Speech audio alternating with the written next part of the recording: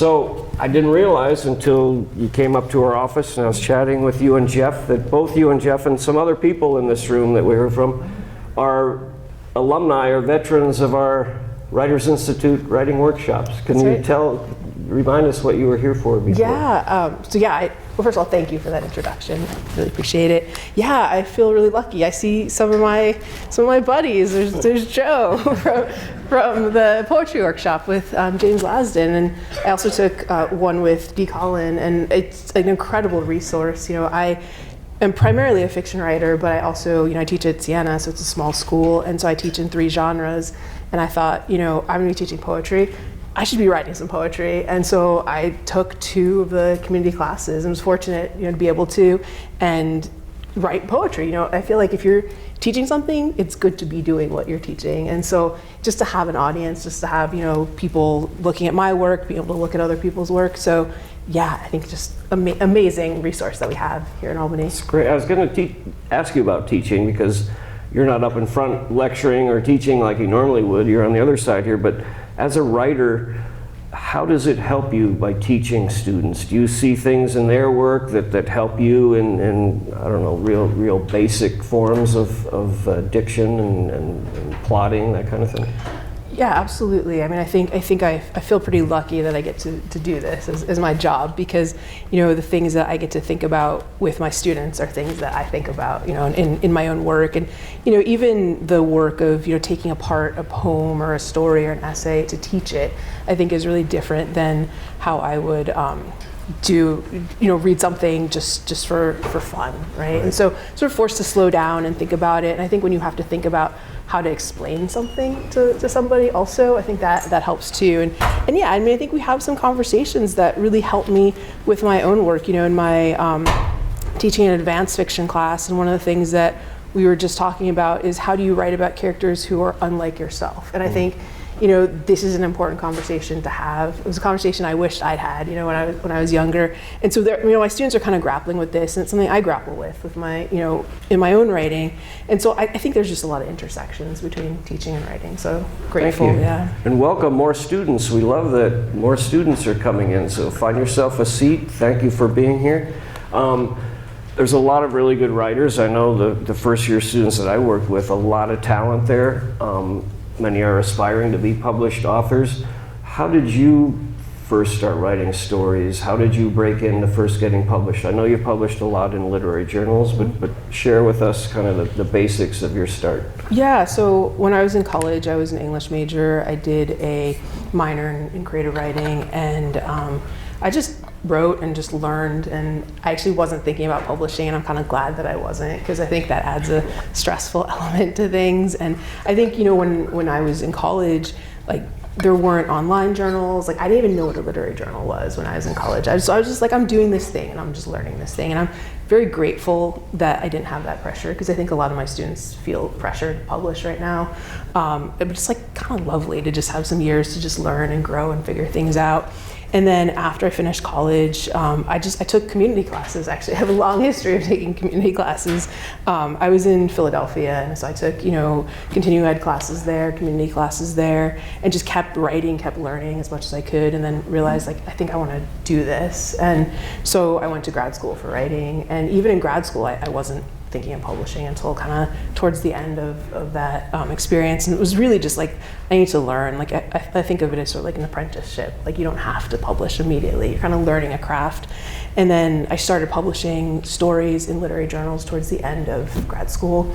And then, spent many years teaching and publishing individual stories. And then my way in, was stories before I wrote a novel, and there are some other novels that have not been published that I worked on too before this came out. But it was. Don't throw them away. Yeah, I consider those learning novels. Talk to students about this too. Sometimes you write a learning story, right? You like get something out of it, but maybe it doesn't need to go out into the world. And I think that's kind of where those novels are there, but no one needs to see them. But yeah, it was just individual stories, and then I had a story collection, and then I started entering story collection contests, because I think story collections are kind of a hard sell. I think to a lot of presses, but I've been, very lucky that I was able to win 2 contests through university presses who, support the types of books that maybe aren't going to be bestsellers, So in 2013, I won a story collection contest, and so that's how my first book came out. And then my second book actually came out also many years later, 2022, through another story collection contest sponsored by a university press, and then was kind of trying to work on something longer while I was publishing stories. Partially why I felt like I had to publish individual stories was because I had all these teaching jobs, and I had to kind of prove myself. And that's what I want to ask. I mean, so many writers, I just don't have time. I don't have time. What's going on, Jen? Sorry. I think you can probably hear me. Okay. I listen to Jen in all things.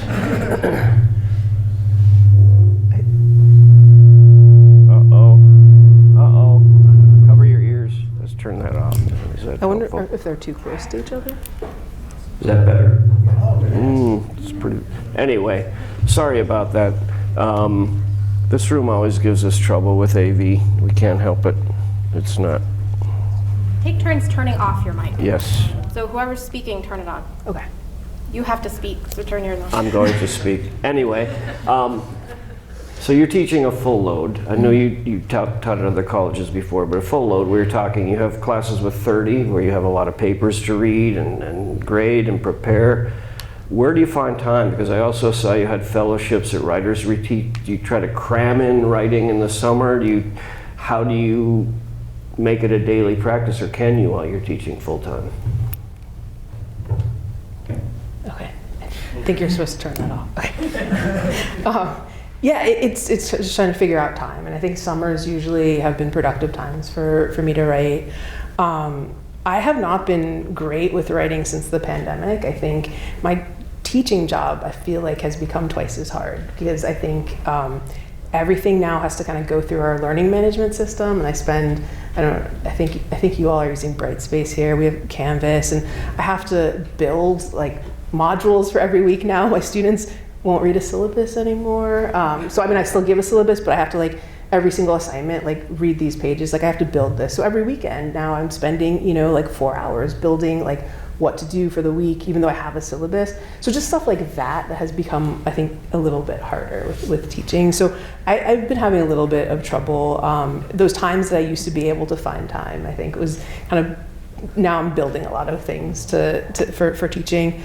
But yeah, I think summers, and then for this particular book, I was very lucky to have a sabbatical in 2018 to 2019. Most people at my school take a semester. I took an entire year because my goal was to write a novel, and that's how this happened. And if everything goes right, I should have another one in 2025 to 2026. It's already planned out. And so my goal is, I would like to finish a book in that year. But yeah, I find that especially for novels, having more time, sort of just uninterrupted time is useful. So I would like to write more, but if I have a lifetime of writing one book every 7 years, that can be okay too. I remember interviewing Cynthia Ozick when she was here many years ago, 20 plus years ago, and she gave me the pyramid of creativity. Journalists were at the bottom. Okay. I won't argue. But going up the ladder, novelists were about midway, short story writers were higher, and poets were at the top of her. She's a brilliant essayist, critic, writer. Do you agree? Is it harder to write short? I always ask people, writing funny and writing short, I think, are very hard. Is it harder to write short than when you have 120,000 words or whatever versus 1,000 words or 2,000 words? Yeah, that's a tough question, I think, because I have written so many more stories than novels, right? And I think you learn how to do something by doing it and by failing. And so, for me, I'm more comfortable with the short story form. I think it's just because, I teach it, I'm constantly thinking about it, I'm studying it, I'm, writing it. And so, you may have noticed that this book, I kind of tried to trick myself into writing it. It's as a series of stories, right? I mean, I hopefully it all comes together as a cohesive novel, but the first draft was definitely, I was thinking of each chapter as a story. So for me, like the story form is like this comfortable spot for me, and the novel is like more frightening of like, what am I going to do for the 300 pages? Like, how much movement does there have to be? How many characters can the novel support? So I don't know, maybe in 20 years I'll say they novels easier because I've written more, but I think just from experience, I think stories feel more comfortable right now. Yeah, you shape it September, and monthly is each chapter, and you kind of move across different groupings, the tiny house, and back to the mall, back to, but it also seems like it's intricately plotted, or was that just luck, or do you actually outline very heavily, because all these things come together? Mm-hmm. And how many students, sorry to show of hands, but how many have read the novel? I think a lot. So I don't want to give a spoiler alert, but there's a swerve 2/3 of the way through of violence, and I want to talk about that. Why did you make that choice, and did you always know that's where it was going, or do you kind of let it move organically? Yeah, so when I decided I was going to write this novel, I had been working on another novel, and the first chapter of this got published in the Chicago Tribune. It was a finalist for something called the Nelson Algren Award, and that made me feel like, oh, maybe there's potential here. And so I was like, could I develop a novel out of this story? And I've never done that before. I've usually just write a story and then it just sort of stops. But I thought, well, I have this space, right? I have this mall, and who else could be in the mall? And so I thought, what if so I don't usually outline, but I kind of had a broad outline where I said, okay, what if we have what's been set up in this story? It's that this mall is crumbling. It's a dying mall. It's not gonna last for very long. So maybe it lasts for about a year. Then I thought, okay, so what if each chapter is a month in that year, and then maybe each chapter goes with a point of view character. And then so what I ended up with was 10 months and 5 point of view characters, so each character gets 2 chapters. And so that was sort of like the overall structure. And so what I was doing was I would write a story, or I was thinking of them as stories. Now they're chapters, but I was thinking of them as stories. And the idea was what's in the first story that could go into the second one, right? So the first story or chapter, it takes place in the hair salon in the mall, and there's the mother and son that you mentioned, but there's a woman who comes and gets her hair cut every week or so, or her hair styled every week or so.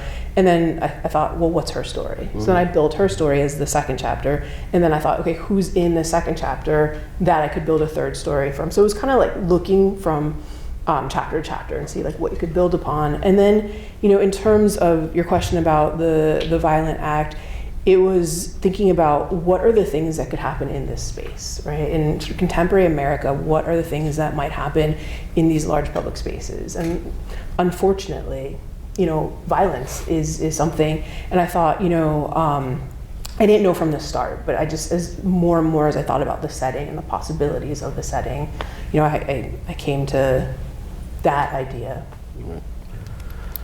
So, what mall is it?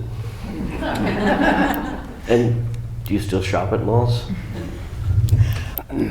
So I moved here in 2012, and so as Paul said, I teach at Siena, and so the Latham Circle Mall was close to Siena.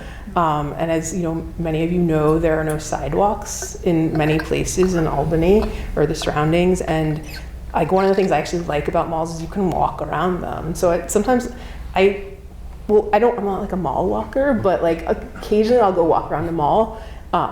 If it's really cold out, right? I mean, I think the character even says like it's like safe, you're not going to slip on ice, right? And so sometimes I just stop there and just walk around, and it was like, I think that was kind of the end of its life. It was and dying. so that idea was kind of in my head. So I think that was the mall that mostly inspired it. But I found that anywhere I've lived, even before here, there kind of always was a dying mall. And then anyone that I've talked to about the book is asked like, is it this mall? Is it that mall? Because I think people see all these dying malls in their communities. Because you use Boscov's, and that's Colony Center, and is Hot Dog Charlie's at Rotterdam? I don't know. You sprinkle it with actual places that are in different malls. Yeah, I decided I wasn't gonna stay like truthful. I was just kind of combine things, but I live now in Half Moon, and so there's the Clifton Park Mall, which is kind of sad too. It's mostly a Planet Fitness now, but yeah, there's a Hot Dog Charlie's there, which is no longer there. There were the Boscov's is the one thing that's still there, but everything else is. I think it's like Planet Fitness and the movie theater and like a Marshalls and Home Goods, and that's pretty much it. And I guess I didn't realize I only know the Boscov's at Colony Center. I don't go up there. There's more than one Boscov's. Okay. Did you actually take a notebook and eavesdrop and try to, listen in, or was it purely imaginative? I think in the writing, it's all imagined. Like these are all imagined characters. They're not based on real characters. And again, like sort of my rules for myself, I just thought like, I'm going to let myself kind of combine these elements, but I think I'm always trying to pay attention and just noticing things and hearing things and seeing things. But yeah, I wasn't like actively going out to like research malls and paying attention to what was happening. I think just kind of things that I noticed in like my lifetime walking through malls. And I know you're going to read a section, but one more question. I mean, to me, so much, especially for fiction writing, you're kind of out there toiling away, waiting for somebody to notice you, to get a good review, to get attention. How much of those awards and getting noticed propelled you? So much is self-confidence, and you mentioned failure. I think students have a hard time dealing with failure. They get knocked down once and that really keeps them down for a long time. How did you bounce back from failure, or not getting attention for a long time, or keeping those novels in the drawer and all the hours you put into them? How do you deal with that? Yeah, I think that's a good question. I think that's such an important thing to talk about with students too. And I think that it's something that we don't talk about enough in writing. Just like a quick tangential anecdote. In the fall, I got like pulled into a committee, which is like, for those of you who are like who teach, who are academics, like committee, it's like, I don't know, it's this uncomfortable word. But it was to so I was a liberal arts representative on a committee to find a new director for our Center for Entrepreneurship. And so I was like, I don't know what I can, But anyway, so I was there as a liberal arts person. And what I found really interesting was that we had all these people come in who, had businesses, who are entrepreneurs, and they talked so much about failure. And they said, this is built into our classes. We talk about failure with our students.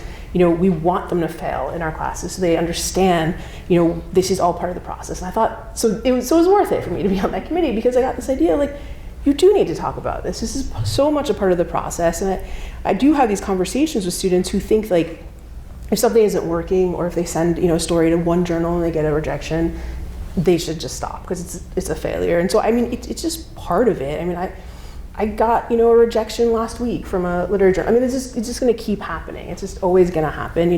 When my agent sent this out, it got rejected. I mean, it didn't get taken by the first editor who looked at it. And so it's just part of the process. And I think if you want to be a writer, it's something I think you have to be like get comfortable with. And I think like I do have, I teach in a low-residency graduate program, and I have some students who are just so eager to get published and who are just like, I'll give my work to whoever will publish it. And I always say, like, if that works for you, that's fine. But, it's also okay to get rejected if you want to try to get it published somewhere that maybe more readers will see, or that, you like the aesthetics of the journal. So I think, for me, like, I've gotten very comfortable with rejection because I've dealt with a lot of it. I think some people are less comfortable with it and kind of want to go for things that are like a sure thing, and that's fine too. If that, so I think it's like kind of thinking about like what your goals are, and I think like for me, I'm like aiming for some things where I will get lots and lots and lots of rejections, and anything with sort of this whole life. Like you mentioned residencies. I've been rejected from plenty of residencies. I've been, the book was rejected, stories were rejected. So I think it's part of the process. I'm with you in rejection. The journalists are rejected 9 out of 10 times generally. Are you ready to read a short section? And then students think of your questions, and when you raise your hand, we will bring this microphone around. Sure. Okay, great. All right, well, thanks. All right, so I'll just read a short section. I think the second chapter of the book, and it's from the point of view of Tina Huang, who is the hairstylist who works in the mall, and This scene takes place in the mall, and she's cutting the hair of Kevin, who is the character that Paul mentioned, who kind of dragging his feet, finishing his dissertation, and is the manager of the mall's bookstore. Tina thinks Kevin is absurd. He's had plenty of opportunities in life, and yet he, like Tina, is working at the mall. Tina knows he wishes he could do something else because he spills all his plans, his ridiculous money-sucking plans, to everyone he meets. Why can't he see if his ideas pan out before he goes around squawking about them? Today, Tina is trapped listening to Kevin because she's cutting his hair. He has left a gold paper crown on her station, which reminds her of the crowns given out at Burger King when she was a child. The crown left an indentation in Kevin's hair that Tina had to wash out. Kevin is talking about dogs, specifically border collies. Tina doesn't know much about dogs in general, and border collies in particular, but her son, Jackson, insisted she watched a dog agility competition with him on TV last week, and the border collies kicked most of the other dogs' asses as they snaked around weave poles, ascended and descended A-frames, and dashed through tunnels with speed and precision. If I were to get a dog, I would probably get one of those, Tina said as she gestured toward a border collie on the screen named Verb, who the announcer said won first place in agility several years in a row. I would get an all-American dog, said Jackson. What breed is that? Tina asked. And Jackson said, it's not a breed. It's another name for mutt, a nicer name. Tina runs a comb through Kevin's hair and stares down at all the split ends on the side of his head. She wants to tell him maybe he shouldn't wait 4 or 5 months between haircuts, but she can't say that because it would seem as if she's telling him to spend more money at the salon. Kevin, who are you supposed to be? She pokes at a bunched up lump of fabric below his neck where she shoved a hood with attached bunny ears under the cape she draped around him. Max, Kevin says, as if Tina should know exactly who this is. Max who? Maybe this is a character in some new children's book.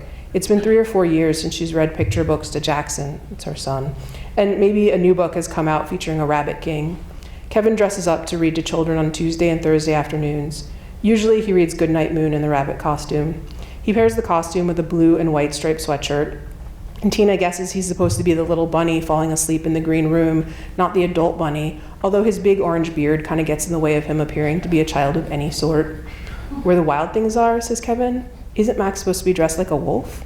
Kevin sighs. I mean, yes, but I don't have a wolf costume, so the rabbit costume is close enough as long as I roll up the ears and hide them inside the crown. Book Nook won't get you a wolf costume? Kevin laughs. Book Nook doesn't buy any of the costumes. They're all mine. Tina is floored. Has Kevin actually decided to dress in these costumes for story hour? She always assumed it was some sort of corporate mandate, something he suffered through because it brought in customers. On more than one occasion, sitting in the empty salon and watching Kevin dressed up and parents and children flooding into the bookstore, she's wondered if she could get more clients by putting on some sort of costume. Maybe if she dressed as a haircut fairy, maybe with a purple wig and sparkly tights and a tutu, parents would bring their children into sunshine clips after they finished with story hour. But no, she is not the costume type. So you went out and bought all these costumes, Tina says. No, of course not, Kevin says, as if Tina's question is the most preposterous thing he's ever heard. I had the costumes. Ever since grad school, my wife and I were known for throwing really elaborate Halloween parties. We had these parties for years until we got too busy with the kids. This rabbit costume was for an Alice in Wonderland theme party. I was the White Rabbit. My wife was Alice. Kevin shifts a bit in the seat, and Tina looks down and notices the puffy, round rabbit's tail the size of a grapefruit that Kevin is sitting on. It must be making him uncomfortable. Why, she wonders now, didn't he take off the bunny costume before coming to get his haircut? And then she has a horrifying thought. Maybe he's not wearing anything underneath it. Tina cannot help herself. Kevin, are you wearing clothes under the rabbit outfit? Kevin bursts out laughing. Of course. Then why would you wear the outfit to get your hair cut? It can't be comfortable to be sitting on that tail. Kevin shakes his head. You're right, it's not. It's just that my wife is bringing my kids by this afternoon, and they wanted to see the costume, and I just thought taking it on and off would be a lot of effort. It's a little tight, and the zipper is in the back. It takes like 10 minutes to get the thing on, and I basically become a contortionist to get the zipper all the way up. Tina softens. He's wearing the costume for his children. She can understand this, can understand doing things that are maybe not logical, maybe uncomfortable, maybe considered weird for the sake of your child. She often thinks of Kevin as foolish, but can a man who gets dressed up every week for his own children and for other people's children really be that awful? Thank you.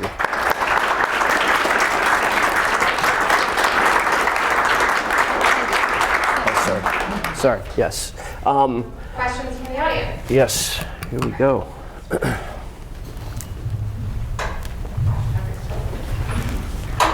Thank you for coming here today. I have to leave early, so I wanted to get my question first.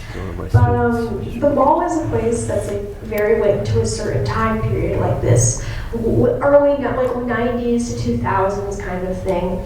And now they're starting to become a foregone thing. Like you don't see malls anymore. So when you were writing this, were you concerned that like the work that you're writing now is going to be dated in a couple of years, or did you want it to be dated and you wanted your story to be kind of the zeitgeist and a testament to that time period, so when people in the future read it, they can be like, like this is kind of like a period piece. Yeah, that's a good question. Thank you. That's a really thoughtful question. Yeah, I think it's fine for something to be of a time, like sometimes I'll talk to students, like, they'll write stories and nobody has a cell phone, right? And I'm like, well, is this set in like 2024? If the answer is yes, then probably a cell phone would appear, right? So I think, it is of a time and place, right? I think especially, with e-commerce, I think we're going to malls like less and less. We're going to malls for different reasons. Like I was at Crossgates recently, and there's like, like escape rooms, and like you play mini golf. You can do like you do all this stuff that's like not what I went to the mall for when I was a kid, right? Let's go to the mall to like buy a birthday present for somebody. So yeah, I mean, I feel like it is very much of a time and place, and especially sort of the dying malls. But I mean, to me, that was okay. I wanted it to feel of the time. And as I said, I wrote it in 2018, 2019. That's kind of when I was thinking that this was set, kind of as I was writing it.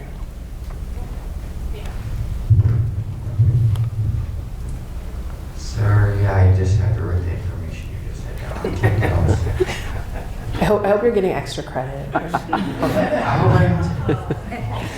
Okay. No, I'm not. Anyway, I've been trying to think of exactly how to articulate this. I think this is the best way. So I see a particular dichotomy between the juxtaposition of Kevin as a character and Jackson as a character, and what I mean by that is that Kevin seems to engender a lot of childlike traits, not childish, mind you, but he has maintained his sense of wonder, his belief in himself and his own ambitions, even when nobody else does. Whereas Jackson, he actually is a child, but he feels compelled to always act more mature beyond his years. His love of magic and his desire to be a magician is something he feels embarrassed of, like it's not a noteworthy pursuit. So I feel like there's this very real dichotomy between these two characters, and I'm just wondering if that was something intended, and if it was something that served a purpose, or was some sort of commentary that you were trying to make. Yeah, great. Wow, both great questions. Aren't they impressive? Yes, you all are reading really carefully. Thank you for these questions. Yeah, so one of the things I was thinking about a lot with this book was dreams and whether people pursue them or don't pursue them. And so all these characters have different dreams, right? And none of them are doing exactly what they want to do. So Tina, the character whose section I read from, she wants to be an artist, but she's kind of hiding that from everyone, including her son. And as you said, Jackson wants to be a magician, but he's hiding it from his mom. So one of the things I was trying to show there was that, this is a learned behavior, right? He sees her sketching, and she's just like, oh, I'm just doing it, to like train my hands. It helps me, with my work a little bit more. So he's kind of picking up on this idea of you kind of hide your dreams from people around you until you've made it, right? Whereas Kevin is this completely different character, and I think you got that a little bit in the scene I read, where Tina thinks he's ridiculous because he's pursuing his dreams. So this is sort of what I was thinking about, and then just sort of thinking too, like the level of dreams that all these characters have. The two younger characters, Jackson and Maria, they kind of have these like kind of bigger dreams. Like Maria wants to go to Hollywood, she wants to be, movies, she wants to be famous.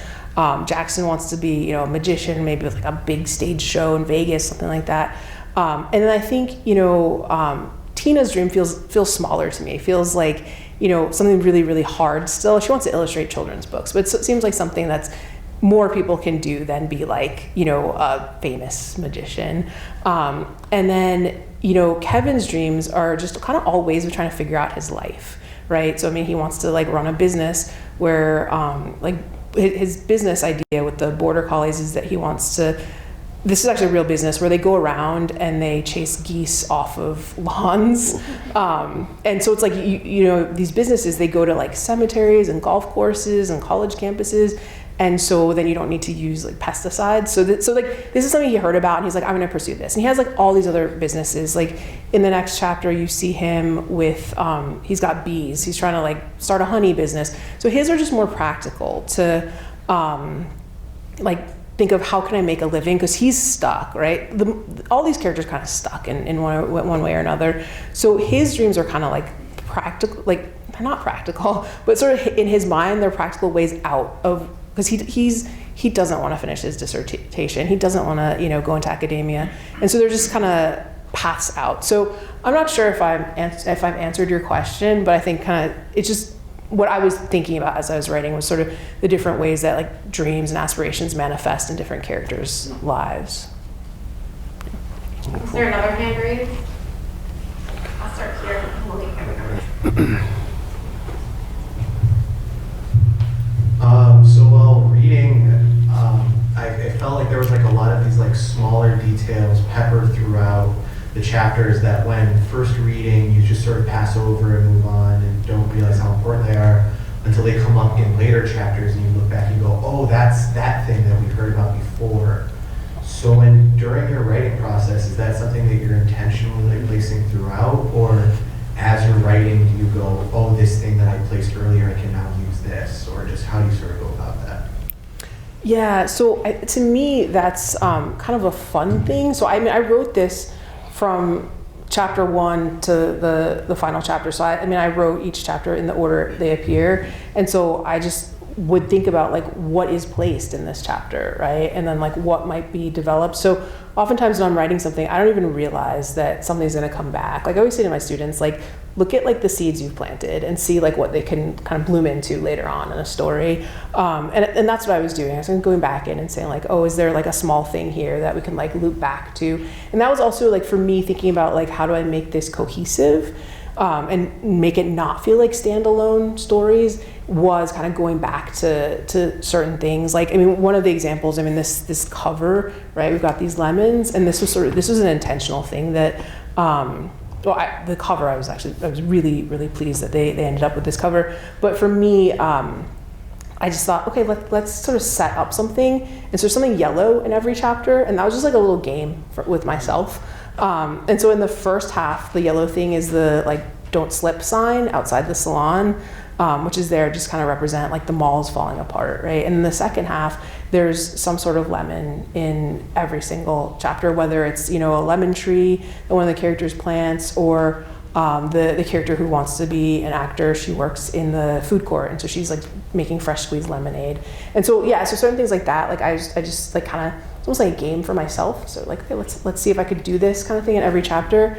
But other small things, like some of the other details, it was just like, oh, I had something in chapter 2. How might I come back to it like in chapter 7? So yeah, thank you for noticing. Another student question? Hi.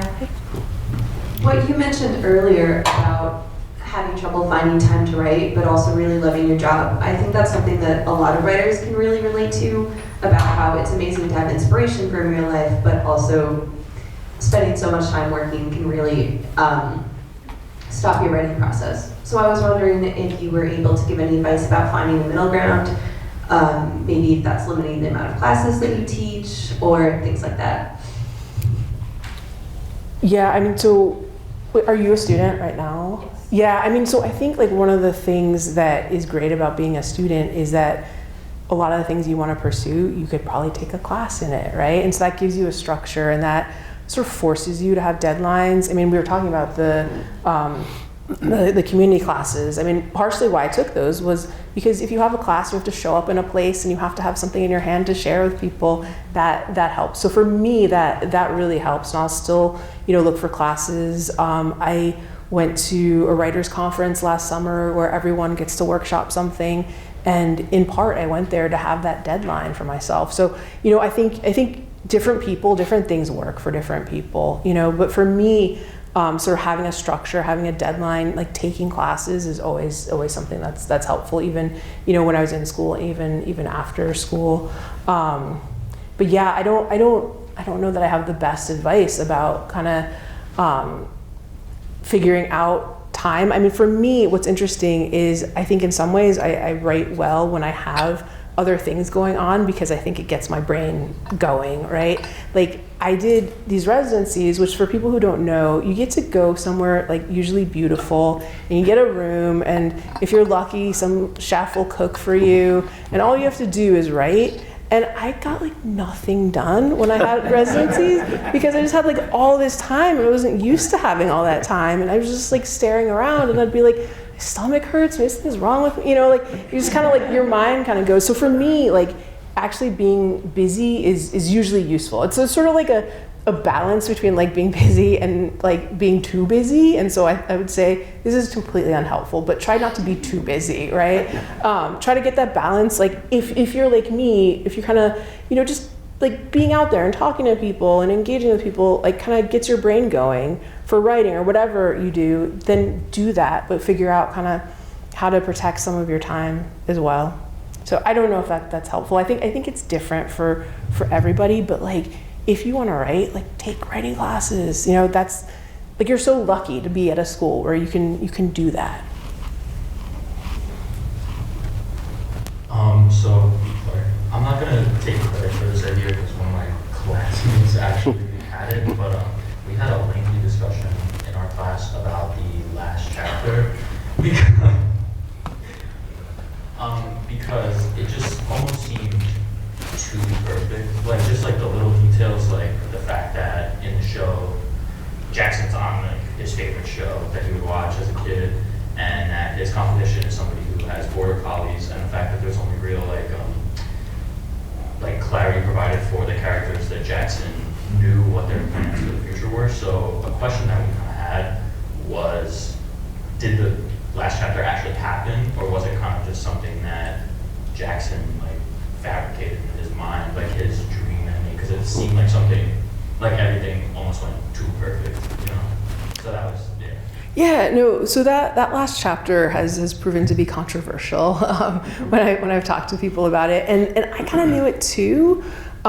So what happens when an editor is interested in your book is you get to have a meeting with them, and just this meeting I had was on Zoom, and you get to talk to them about kind of like their vision for it and your vision, and because usually once a book is sold, you're still going to do work with an editor, right? And my big question for the editor was, what do you think about the last chapter? Because in my mind, it doesn't need to be there, right? Like I think sort of everyone's narrative arc ends in the chapter before, right? I think it could end with, there's a Kevin chapter right before it, and I think that felt like an okay ending to me. And I actually like had that as the ending, and then I kind of came back to it and I was like, I'm kind of curious like where these characters would end up, and is there some way to kind of bring them all together? And my big concern, like, so I mean, first of all, to answer your question, like I envision it as what really happened, but I was like trying to be careful that things weren't like I didn't want it to be completely perfect. Like Jackson's like doing well, but he's still a college student. He's not like, he's not like a big celebrity. He's just like on a reality show, which I mean, nowadays so many people, I don't know, probably somebody in this room has been on a reality show, right? Like so many people have been on reality shows, and then they kind of fade away and disappear. So and then like, so I think like just one character kind of has had like their dream come true, which is Maria. But so I was talking to the editor, and I was like, my big worry is that it kind of feels cheesy or sentimental, and I was like, I feel like the book could work without it. And what he said to me was, he said, well, maybe, but it made me feel something. And if something makes me feel something, then it should stay. And I kind of like that comment for him, that because I was really undecided. Like I was back and forth. And when he said that, I was like, okay, like, because why do you write? I mean, I hope, that people feel something. Some people might feel like this doesn't need to be here. That might have been the feeling. But yeah, like, so I was just like, with these characters, I was just curious, like where did they end up? So, but yeah, to answer your question, I did see it as real, but not like hopefully not too perfect. Like even like, you know, Tina, you know, she's gone to art school, right? But she's not a famous artist. Like she's like a 50-year-old freshman, which is like hard, right? That's like, and she's still cutting hair on the weekends, you know? So I tried to like be mindful of not making things feel too perfect, but I definitely can see how like everything maybe feels like it comes together kind of very neatly in the end. So yeah, it was back and forth about, does that chapter need to be there? So yeah, thanks for the question. Hi, kind of more of a writer's question. How many times did you read your manuscript before you started the querying process? And then when you did get a rejection, how much editing were you doing? Were you like, oh no, they hate it, I need to go fix everything? Or were you just like, oh, let me just, you know, step back at the plate and swing again? Thank you. Yeah, so you mean like the querying of agents or? Yeah, querying of agents. So I had an agent after my first book was published, and like agents, like oftentimes like if you publish something, agents will come look for you. And so I had an agent, and things just weren't really working out with her. And then so I ended up just kind of saying like, I'm just gonna sort of break ties with her, and then I'm gonna write a book and then make it like the best I can make it before I even start querying any new agents. And that's what I did. So I worked on this, you know, I think I said 2018 to 2019, wrote the first draft, and then ended up revising it on my own for like a year and just trying to get it into like as good shape as I could before I even started looking towards other agents.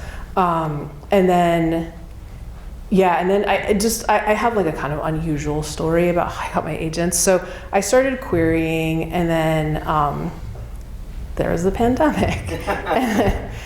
So then I started querying, and I just wasn't hearing back from people. And I was like, I don't know what's going on. I was like, I don't know if people are just not working right now, what's happening. And I hadn't sent to very many agents, like maybe like 7 or 8, and just didn't hear back for a couple months. But I was like, things might not be rolling. And then I was actually like talking to my friend from high school, and she was like, well, you know, I sang in a chorus with she lives in New York City, and she's like, I sang in chorus with an agent. Do you want me to ask her, like, are they still working? So I was like, okay, yeah, ask her. And then she was like, oh, I asked her, and she said she'd be willing to talk to you. And I was like, okay. And I was still thinking like, she's just gonna answer my question of like, are you going to work, you know?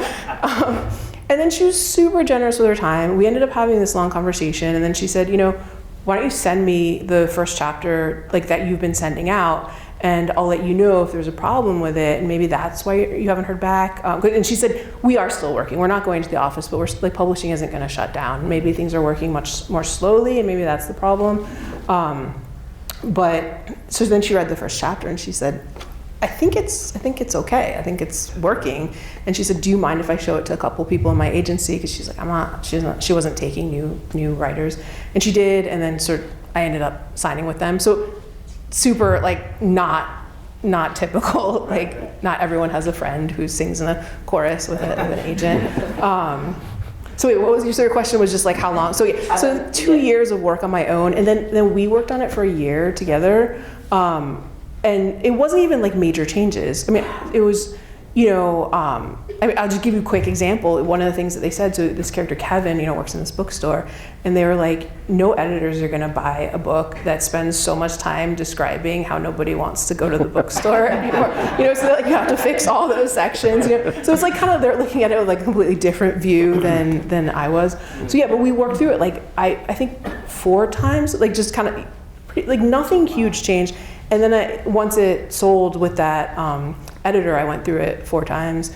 And so, I mean, I don't know how many times I've read this. Like, sometimes I look at it and, like, it's just words. Like, I don't even, like, you know. So, I mean, I feel like I've probably been through it, like, at least 50, 60 times, like, the whole thing. And because, like, you know, when people, like, right when this was, like, published, when people were like, oh, you know, what have you read? I was like, kind of like this, like 10 times in the last year, you know? So, yeah, for anyone who wants to do this, like, you will be reading your own book. Like, I mean, you know this, right? You're gonna read your own book so many times. Like, so does that answer your question? Yes. Yeah, okay. We've got time for 2 more. Joe and then Fred will finish this up. One of the advantages for the students who want to take classes that wasn't mentioned a lot of my closest friends, and there were many close friends, all came from the class. Aside from in fact, that's how I met Karin Lin. We were in the same class, and that's how I met Dan Wilcox, and a whole bunch of people. So that's just one of the side effects. I have about 15 close friends that I visited up in Vermont and other places, at Dennis Johnston, so on. So that's a side effect of a class. Whatever you may learn, you meet people, and some of them may become your close friends. Peter Heinig sends me every book he wrote, just gives it to me with comments in different languages. So that's one of the side effects of taking the class. You meet people who may be your friends for life. I just want to say that Joe is a big supporter of the literary arts in this area. I think I see you all the time at readings, so thank you. We're not sure, but he may hold the record of most Writers Institute events of all time. I think he's the GOAT, Joe Krausman. Yeah, so I have two-part question. First is, about what age or what grade in school did you find your pen? You know, I was always writing. Like, just kind of as something that I like to do just as a kid. I was also really into art as a kid, so I actually thought I was gonna go down that path. But I remember third grade, we got to write our own books. We got these blank books and to write and illustrate them. And it's kind of like, ooh, I like doing both of these things. But I think probably in college was when I was really started to take it very seriously, as opposed to just I wrote all through, high school, middle school, but I just sort of thought everyone did. I guess probably not, It was just what, because when you're at that age, everyone does everything, right? You play a sport, you do an instrument, you do art, you do, right?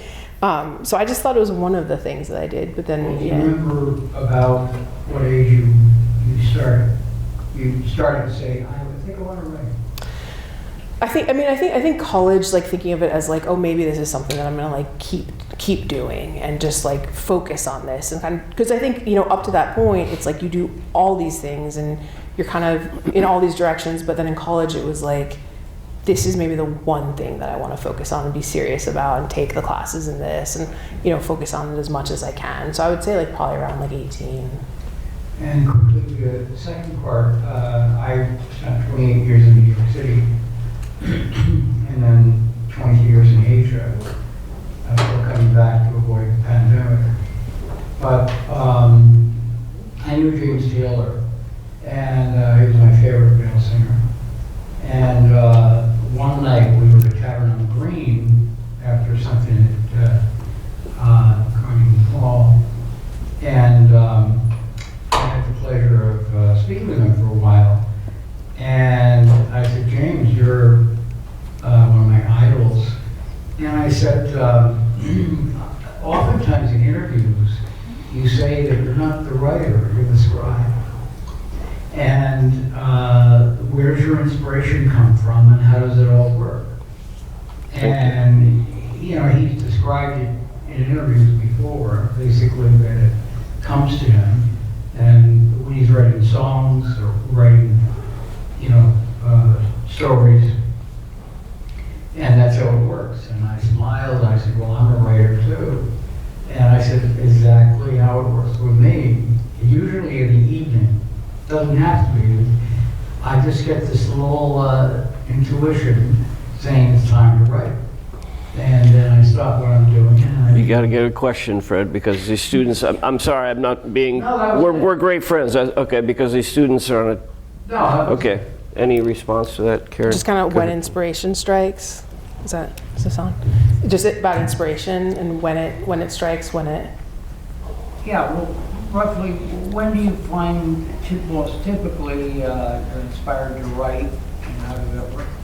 I think for me, it's kind of being out in the world and noticing things and kind of looping back to sort of the earlier thing we talked about, just kind of hearing little bits of conversation or just seeing somebody and being what's their story, right? Walking down, in the mall and seeing the person cutting hair and being what's this person thinking? Being in here for 8 hours today, right? So, I realized this actually during the pandemic when I was at home a lot, and I felt I had fewer ideas than I normally would. So I think it's just kind of getting out in the world, noticing things, kind of storing them in here, and then they kind of like marinate for a while and then come out as stories later on. So yeah, for me, it's not like a routine necessarily, like sit down at night and write, but it's just kind of what you notice, and then when you have time, like sitting down and getting it on the page. So I'm really proud of our students. That's why we're here, first and foremost. Some tremendous questions. So many takeaways, like don't be afraid of rejection. You know, Karin was very honest and open about all the rejection, and just keep going. And that there's people here to help you along the way, these workshops. You know, we're really proud. In 41 years, we built this wonderful community of writers and readers, and this was just a wonderful, you are very warm and authentic and as real as your characters in this novel. You can buy a copy in the back or come up here if you have your copy, and Karin will do a signing right up here. But let's have a big warm welcome and thank you for Karin Lin-Greenberg. Thank you, Karin.